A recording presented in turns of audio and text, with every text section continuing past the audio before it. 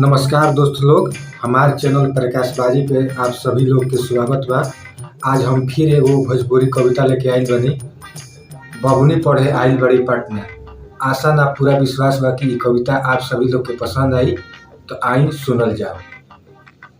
बबुनी पढ़े आइल बड़ी पटना, छोड़ के सूट सलवार जींस टी शर्ट झाड़ ताड़ी, अच्छा काला चश्मा उठा के कनखी मारा ताड़ी।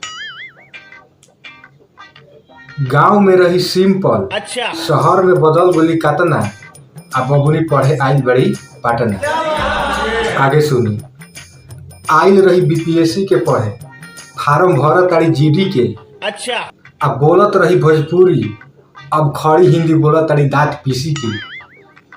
अधकटी पहिन के 12 बजे रात तक छत पर बतियावेली, आ देखेली लइकन के तो चुन्हा के आपन ओठ दबावेली।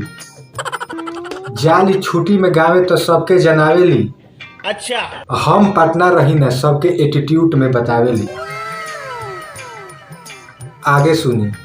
रही गावे तो माजत रही बर्तन, बनावत रही खाना, अच्छा यहाँ तो बॉयफ्रेंड साथे जाके रेस्टोरेंट में कहा ताड़ी वेटर 2 प्लेट चाउमीन लाना।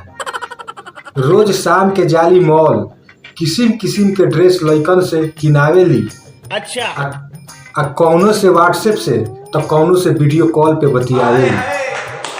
सबके बाटेली नंबर, एक ही दिल में ढेर सारा लइकन के कैली लॉक, आ हमरो मिलल नंबर, आ मैसेज कैली तो हमरा के कैली ब्लॉक।